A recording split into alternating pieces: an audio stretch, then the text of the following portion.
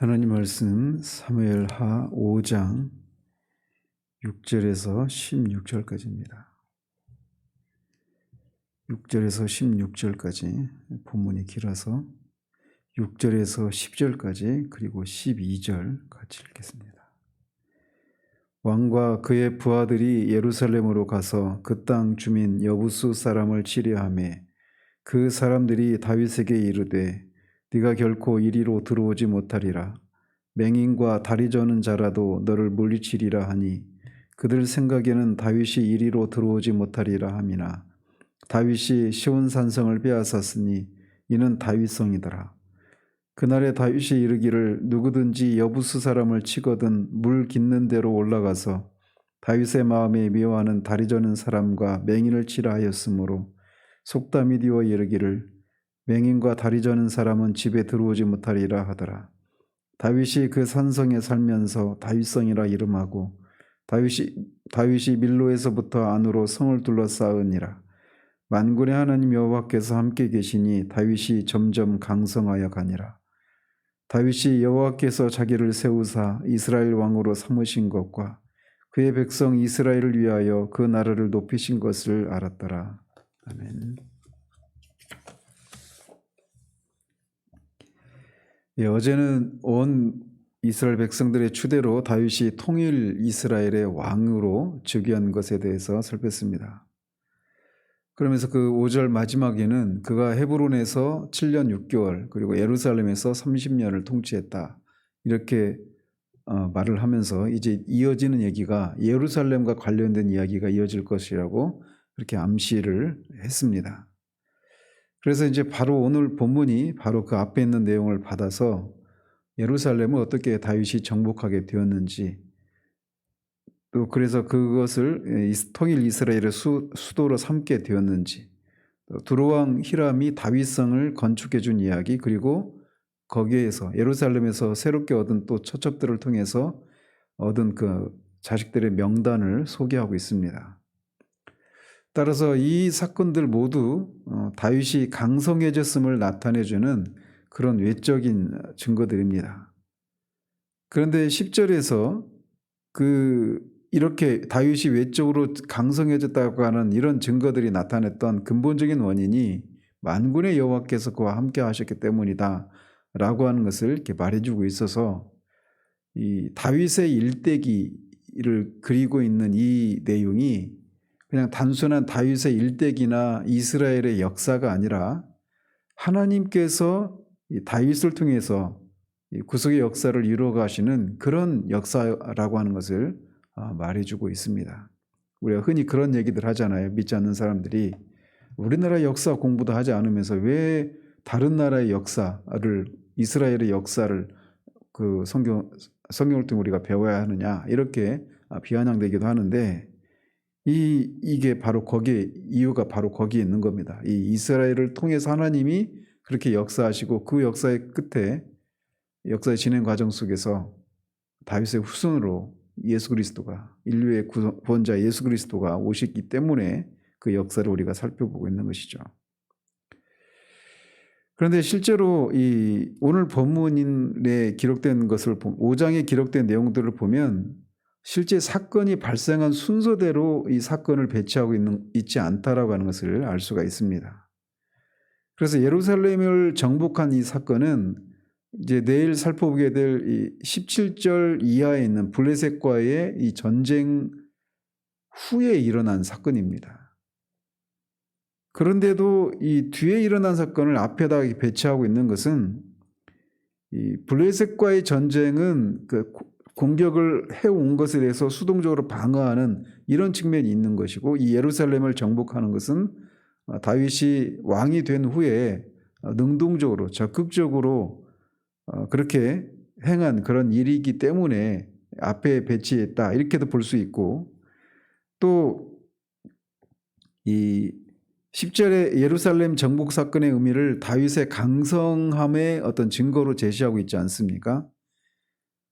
그러면서 이 저자가 다윗의 강성함의 증거를 그렇게 능동적으로 행한 이런 일을 통해서 드러난 다윗의 강성함의 증거를 독자들에게 보여주기 위해서, 알려주기 위해서 일부러 사건을 앞에다가 배치를 하고 있는 겁니다. 그래서 6절은 마치 5절 이하에 바로 이 사건이 바로 이어지는 것처럼 그렇게 사건이 전개를 하고 있는데, 말씀드린 것처럼 실제로는 후에 일어난 일입니다. 어쨌든 그 기록된 대로 보면 왕과 그의 부하들이 예루살렘으로 가서 그 땅 주민 여부수 사람을 치려고 했습니다. 여기서 부하들이라고 번역된 그 단어의 그 원어를 보면 이거는 많은 군대가 아니라 어떤 그 특수 정예부대라고 이렇게 볼 수가 있습니다. 이것은 이 다윗이 이 예루살렘을 그렇게 갔을 때는 이 여부수 사람들을 완전히 멸절시키기 위해서 간 것이 아니었다라고 하는 것을 알 수가 있습니다. 뒤에 이제 그렇게 말할 수 있는 것은 뒤에 24장에 보면 다윗이 인구조사를 하고 이스라엘에 전염병이 돌지 않습니까? 그리고 그것에 대해서 이제 여부수 사람 아리우나의 타작마당에서 하나님께 번제를 드리면서 용서를 받고 그 전염병이 사라지게 되는데, 그때 그 여부수 사람 아리우나 그 자리가 나중에 그 성전이 솔로몬에 의해서 성전이 세워지는 자리가 되거든요. 그러니까 예루살렘 안에 있는 성이잖아요. 그래서 그때도 여전히 여부수 사람이 예루살렘에 살고 있었던 거죠. 따라서 여부수 사람을 멸절하기 위해서 예루살렘을 찾아간 것이 아니라 그 땅을 차지하고 있는 여부수 사람으로부터 예루살렘에 대한 소유권을 넘겨받기 위해서 갔다, 이렇게 볼 수가 있는 거죠. 그런데 원래 이 예루살렘 이 지역은 여부수 사람이 살고 있었던 땅인데, 이 가나안 정복 당시에 여호수아가 일부 그렇게 일시적으로 그들을 승리를 합니다. 그들에게서. 그래서 유다와 베냐민 지파에게 그 할당된 땅이 예루살렘 땅인데, 그걸 완전히 정복하지 못한 틈을 타서 여부수 사람이 거기에 눌러앉고 세력을 형성해서 이렇게 있었던 겁니다. 그런데 여부수 사람들은 다윗을 조롱하기를 맹인과 다리 저는 사람이라도 너를 물리치리라, 이렇게 말하면서 다윗 일행이 예루살렘에 들어오지 못할 것이다 라고 그렇게 조롱을 합니다.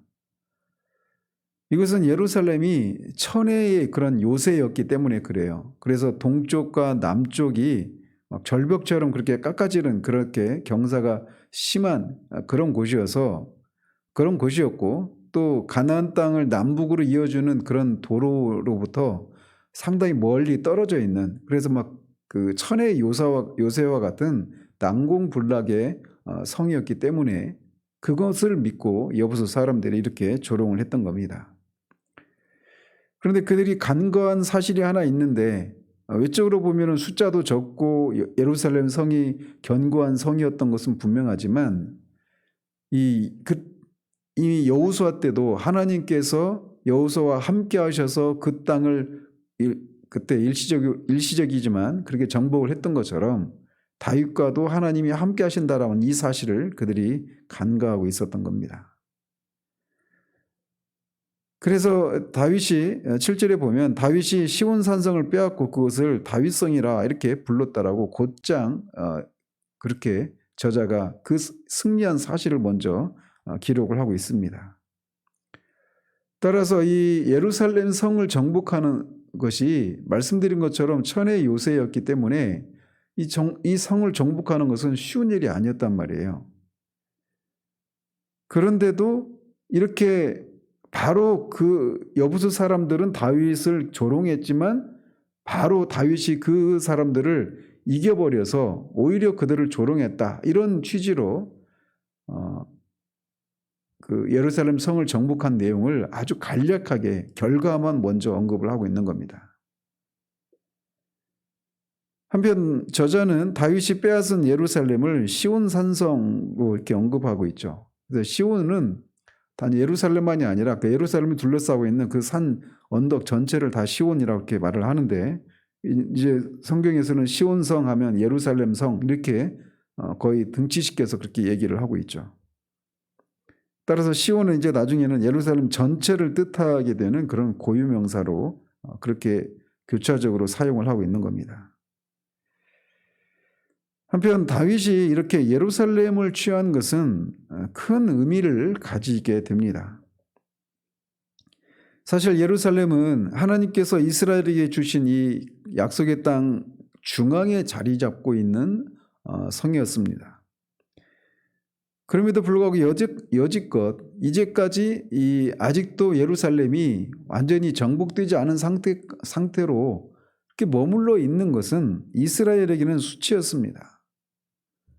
하나님이 여호수아에게 이 성을 주셨는데 그로부터 다윗까지는 거의 한 400년 정도 이렇게 흐른 뒤란 말이죠.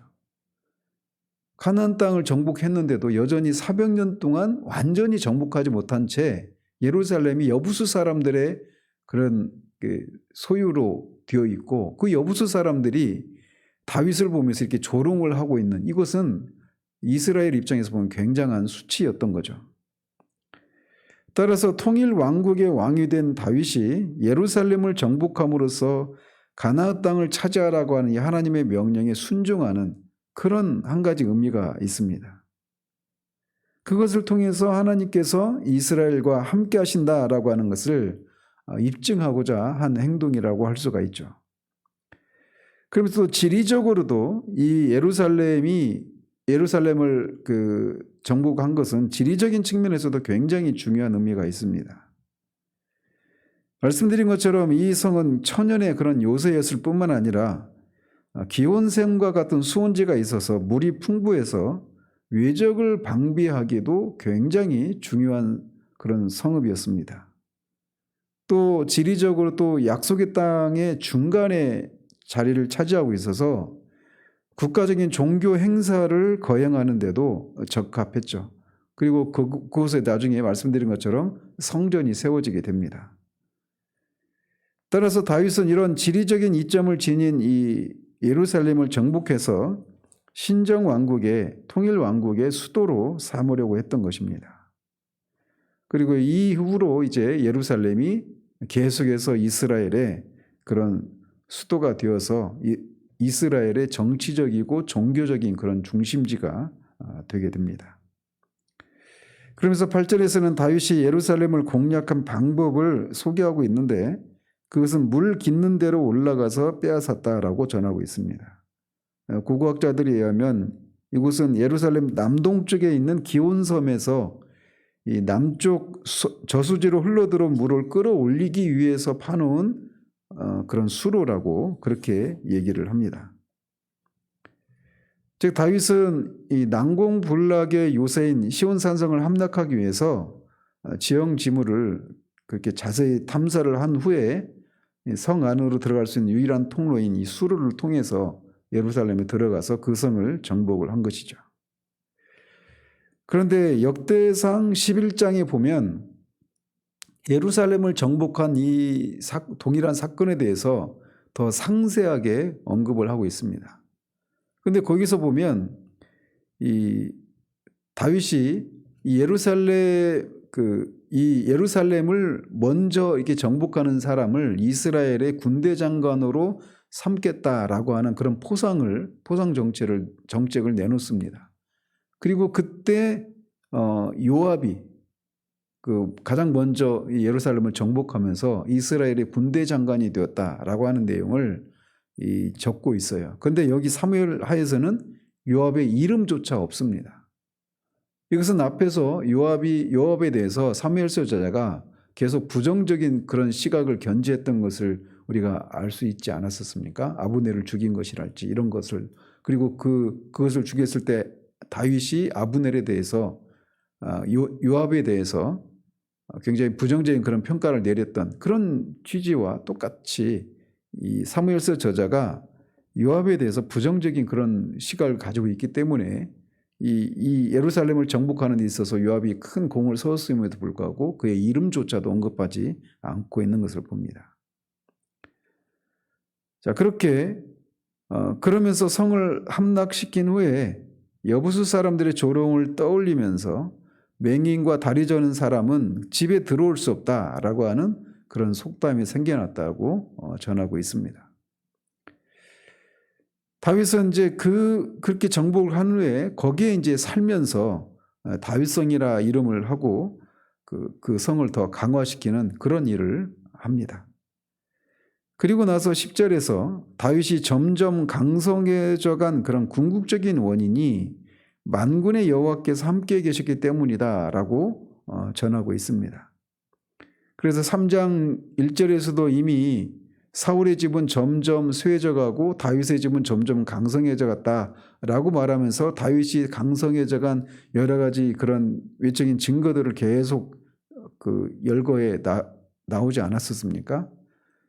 그런데 이제 그 궁극적인 원인이 바로 만군의 여호와께서 다윗과 함께 하셨기 때문이다라고 분명하게 밝히고 있는 겁니다. 특히 이 전쟁을 치르는 상황에서 만군의 여호와께서 함께 하셨다 이렇게 말하고 있는 것도 주목할 필요가 있습니다. 만군의 여호와라고 하는 이 명칭은 군대의 하나님 또는 전쟁의 하나님 이런 뜻을 내포하고 있단 말이죠. 그래서 하나님께서 이스라엘을 대신해서 대적들과 전쟁을 수행하시고 승리하시는 하나님이라고 하는 그런 것을 이 표현을 통해서 독자들에게 강조하고 있는 겁니다. 만군의 여호와 하나님이라고 하는 이런 개념, 즉 전쟁의 승패가 사람의 많고 적음에 있지 않고 하나님이 함께 하시느냐 함께 하시지 않느냐라고 하는 거기에 달려있다라고 하는 이 신앙, 이것은 요나단에게서도 우리가 살펴볼 수 있었고 다윗이 골리앗을 물리칠 때도 그가 골리앗 앞에 나가면서 네가 창과 단창을 가지고 나오지만 나는 네가 모욕하는 이스라엘의 하나님 만군의 여호와 이름으로 나간다라고 하면서 골리앗을 물리치지 않았었습니까? 그래서 다윗은 이미 만군의 여호와께서 함께 하시면 어떤 큰 대적이라도 물리칠 수 있다라고 하는 이런 경험을 이미 수차례 한 바가 있습니다. 따라서 그런 것을 연결해서 생각해 본다면 예루살렘을 회복함으로써 다윗이 점점 더 강성해진 것은 인본주의적인 그런 생각을 가졌던 왕 사울을 패하시고 하나님의 마음에 맞는 다윗을 왕으로 세우신 만군의 여호와께서 동행하신 결과다라고 하는 것을 저자가 밝히고 있는 겁니다. 따라서 이 만군의 여호와 하나님이 다윗으로 하여금 골리앗을 물리치어서 이스라엘에 그렇게 등장을 시켜서 두각을 나타나게 하셨고 또 다윗이 통일 이스라엘의 왕으로 등극하는 데 있어서도 만군의 여호와께서 결정적인 그런 힘이 되셨던 것입니다. 그러면서 11절에서는 두루의 히람 왕이 다윗에게 이 사절들을 보내고 다윗성 궁전을 다윗이 거할 그런 집인 궁전을 지을 수 있는 재료들과 사람들을 보내서 다윗 궁전을 세워줬다라고 하는 내용을 전하고 있습니다. 그런데 이 사건 역시 이 사건이 통일 왕국의 왕이 된 후에 바로 일어난 일이 아닙니다. 실제로 이 통일 왕국을 이루고 그 다윗이 왕이 되었을 그 당시에는 두루의 왕이 히람도 아니었습니다. 실제로 이 사건은 다윗이 왕이 된 후에 20년 뒤에 일어난 일입니다. 그런데도 저자가 일부러 이 사건을 뒤에 일어난 일인데도 앞에다가 이렇게 배치를 해서 기록을 하고 있는 거예요. 이것을 통해서 다윗이 내부적으로 이스라엘 가나안 땅 안에서만 강성해져 가는 것이 아니라 그의 강성함이 외부로부터도 그렇게 인정을 받을 정도로 강성해졌다라고 하는 것을 독자들에게 전해주고자 이렇게 사건을 순서를 바꿔서 이렇게 앞에 배치하고 있는 겁니다. 당시 이 두루 왕은 부와 영향력에 있어서 굉장히 많이 알려진 그런 사람이었는데 그런 두루 왕이 다윗에게 이런 사람들을 보내서 건축자재와 그런 건축을 할 수 있는 그런 사람들을 보내서 궁전을 지어줬다. 이 얘기는 다윗이 얼마나 당시 강성한 그런 상태였는가라고 하는 것을 독자들에게 강조하고 있는 거예요. 한번 생각해 보십시오. 한 나라의 대통령이 됐는데 그 외국 뭐 일본이나 이런 나라에서 우리나라에 그 사람을 보내어서 막 그 제2의 청와대 같은 이런 거를 지어줬다.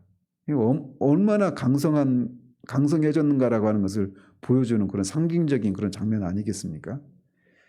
그래서 이 만군의 여호와께서 함께 하셔서 다윗을 강성하게 해 주시니까 다윗이 이 가나안 땅 안에서만이 아니라 외부로부터도 이렇게 그들의 강성함을 인지하게 되는 그런 일이 일어났다라고 하는 것을 말해주고 있는 겁니다. 그러면서 12절에서는 다윗은 이런 일들을 겪으면서 그가 왜 다윗이 우리가 그 성경에서 다윗 하는지를 보여주는 그런 것을 이렇게 기록을 하고 있는데, 다윗은 자신이 왕이 되고 그런 승리를 얻게 된 것이 자신의 능력이나 군대의 힘 때문이 아니라 여호와께서 하신 일이고 또 여호와의 백성 이스라엘을 위해서 그 나라를 높이신 것이다 라고 하는 것을 알았다는 거죠. 이것이 이 사울과 다윗의 결정적인 차이라고 할 수가 있습니다. 물론 다윗도 이것을 망각하고 자신의 나라의 강성함이 군대의 숫자의 많음에 있다라고 착각을 하고 뒤에 24장에서는 인구조사를 하는 죄를 범하죠. 그런데 이 당시에는 다윗이 그것을 자신이 왕이 되고 이스라엘이 두로의 왕 히람으로부터도 이렇게 인정을 받을 정도로 이렇게 나라가 국격이 높아진 이 사실은 자신의 그런 하나님께서 이스라엘을 위해서 그렇게 하셨다라고 하는 바른 인식을 가지고 있었던 거예요. 그러면서 13절에서부터 16절까지 거기에서는 다윗이 예루살렘으로 천도한 후에 더 많은 처첩들을 두고 그들에게서 아들과 딸들을 여럿을 낳았다라고 하는 것을 기록하고 있습니다. 여기 이제 솔로몬의 이름이 등장하는 것은 이제 또 앞으로 이어질 사건의 어떤 복선과 같은 그런 역할을 하고 있습니다. 보시다시피 오늘 본문의 핵심 구절은 10절과 12절이라고 할 수가 있습니다. 다윗이 누린 내적이고 외적인 그런 강성함은 여호와께서 만군의 여호와께서 함께 하신 것이다 라고 하는 이 사무엘서 저자의 평가, 그리고 그런 강성해진 일이 일어나게 되는 것이 다윗 자신도 자신 때문에 이런 것이 일어나는 것이 아니라 하나님께서 이 이스라엘 백성들을 위해서 자신을 왕으로 세우고 이스라엘이라는 나라를 이렇게 높이셨다라고 하는 바른 인식을 가지고 있었던 것, 이것이 오늘 본문의 핵심이라고 할 수가 있습니다. 즉 우리 인생의 성공 여부는 만군의 여호와께서 우리와 함께 하시느냐 함께 하시지 않느냐 거기에 달려 있다라고 하는 것을 우리가 알 수 있는 것이죠.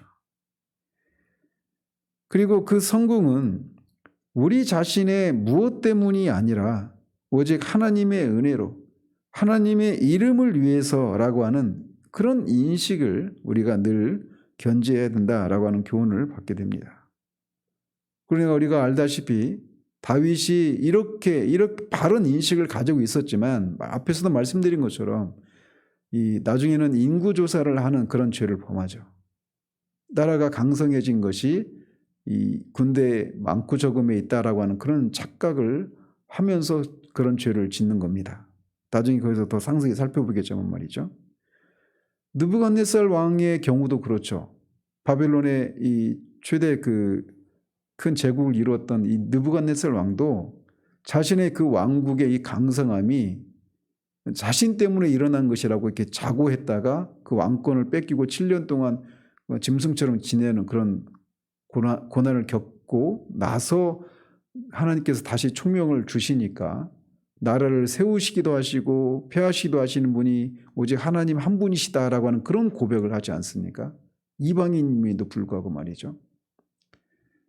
즉 이 사실은 그렇게 우리가 종종 다윗도 그렇고 느부갓네살도 그렇고 인간이 하나님께서 은혜를 주셔서 어떤 성공을, 크고 작은 성공을 거두게 하셨을 때 처음에는 이런 고백을 합니다. 하나님이 우리에게 주신 은혜로 말미암아 내가 이런 복을 누리고 이런 은혜를 누린다라고 말이죠. 근데 시간이 지나면 어느새 우리도 모르게 내 안에 이런 것이 있으니까, 하나님이 나한테 복을 주실 만한 이것이 있으니까, 이런 능력이 있으니까라고 하면서 자신 안에서 자신의 그런 강성함, 자신의 그런 이런 것들, 명성, 이런 것들의 원인이 자기 안에 있는 것처럼 착각을 한다는 것이죠. 근데 성경에 보면 이런 사례가 수도 없이 많이 나옵니다. 히스기야도 그렇고 정말 많은 사람들이 이 부분에서 많이 넘어집니다. 나중에 11장을 살피면서도 그것을 우리가 더 구체적으로 살피겠지만 말이죠. 저나 여러분이나 이런 위험에서 나는 끝까지 내게 주신 은혜가 전적으로 하나님의 은혜야. 내 안에 있는 그 무엇 때문이 아니야. 그래서 나는 이런 사람들과 같이 넘어졌던 그 지점에서 나는 넘어지지 않을 수 있어. 이렇게 장담할 수 있는 사람 아무도 없습니다. 저도 가까이에서 그런 것들을 저는 유명해질 일도 없으니까 말이죠. 근데 어쨌든 가까이에서 그런 거 이렇게 지켜보면서 그런 과정을 밟아가는 그 초입에서 그런 모습들을 보면서 굉장히 마음이 아팠었는데, 우리가 이것을 얼마나 잊기 쉬운지를 우리가 이 아침에 다시금 생각해야 됩니다. 남들이 우리가 부러워할 만한 그런 어떤 명성과 어떤 성과를 거두지 않았다 하더라도 우리는 작은 그런 성공과 어떤 남들이 모두 흠모할 만한 그런 정도의 어떤 그런 은혜를 누리는 그런 것은 아니라 하더라도 전에 비해서 상대적으로 우리가 더 하나님 앞에서 더 많은 은혜를 누리고 있는 그런 부분들이 분명히 있을 거예요. 근데 그때마다 우리가 다윗이 견지했던 이것이 아니라 그 원인을 우리 안에서 찾으려고 하는 이런 것들이 얼마나 그렇게 많이 일어나는지 모릅니다. 내가 열심히 기도했기 때문에, 내가 남들보다 더 열심을 냈기 때문에, 내가 남들보다 더 똑똑하고 더 철학적인 그런 소양이 있기 때문에, 지적인 능력이 뛰어나기 때문에, 내가 더 겸손했기 때문에 다양한 이유들을 우리 안에서 찾아내려고 해요. 근데 그럴 때마다 우리가 기억해야 됩니다. 그때가 바로 우리가 넘어질 수 있는 그런 때라고 하는 사실을 말이죠. 하나님이 그럼에도 불구하고 아침에 조금 시간이 지체됐는데, 다윗의 위대함은 비록 그가 뒤에 가서 그런 실패를 합니다. 분명히. 그럼에도 불구하고 여기서 고백하고 있는 것처럼 이스라엘을 위해서 하나님이 이스라엘이라고 하는 나라를 높이셨구나 라고 하면서 그가 알고 있는 것처럼, 그 근본적인 원인은 이스라엘이라고 하는 나라를 통해서 이스라엘이 하나님의 통치, 만군의 여호와 하나님의 통치를 받고 있는 하나님의 나라, 하나님의 백성이라고 하는 것을 드러내셔서 하나님의 이름을 높이고 하나님의 명예가 높아지는 그 일을 위해서 이렇게 이스라엘이라고 하는 나라를, 국격을 높이셨구나, 이거를 그가 알고 있었다라는 거예요.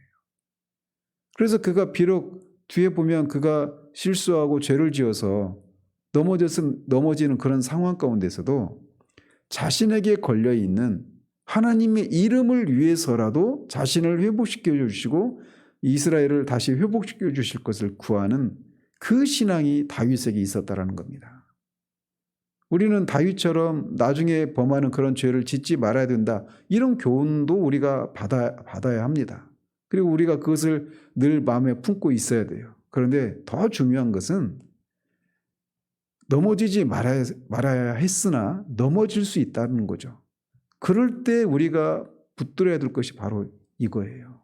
우리에게는 그리스도로 말미암아 하나님의 이름이 걸려있다, 하나님의 명예가 걸려있다라고 하는 사실입니다. 그래서 넘어진 그 순간에도 우리의 죄악을 정직하게 고백하면서도 하나님 앞에 회복을 구할 수 있는 근거가 뭐냐?